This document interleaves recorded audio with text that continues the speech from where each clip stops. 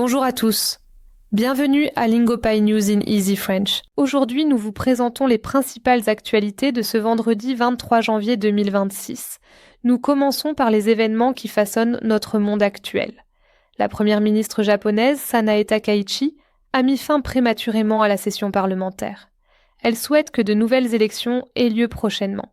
Ce changement politique majeur intervient après seulement 3 mois au pouvoir. Les États-Unis ont officiellement quitté l'Organisation mondiale de la santé. Le gouvernement a finalisé le retrait aujourd'hui.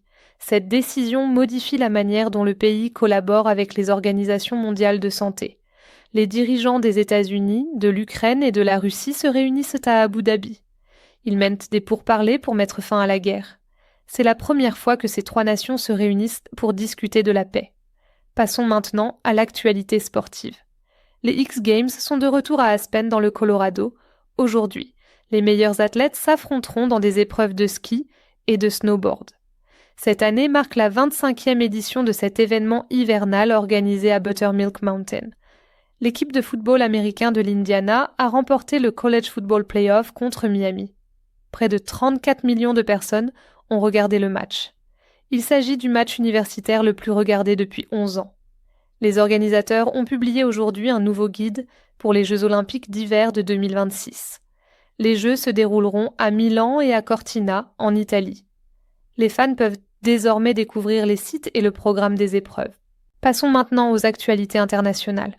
Commençons par les États-Unis. Une importante tempête hivernale traverse actuellement le pays, du Texas à la Virginie. Les météorologues prévoient de la neige et du verglas. Les villes se préparent à des coupures d'électricité et à des routes dangereuses. Les services d'immigration ont arrêté aujourd'hui un garçon de 5 ans dans le Minnesota.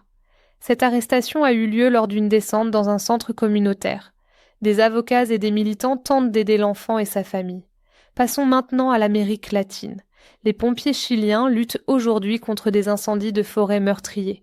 Les vents violents et le temps sec rendent leur travail difficile. Les incendies ont causé des dégâts aux habitations et à la nature dans la région. Le gouvernement américain a mis en garde aujourd'hui les dirigeants haïtiens. Il a déclaré que le Conseil haïtien devait organiser des élections rapidement. S'il ne le fait pas, les États-Unis pourraient mandater prendre des mesures à son encontre. Passons maintenant à l'Europe. L'Allemagne a décidé de maintenir les allègements fiscaux pour les véhicules électriques jusqu'en 2035. Le gouvernement souhaite aider l'industrie automobile.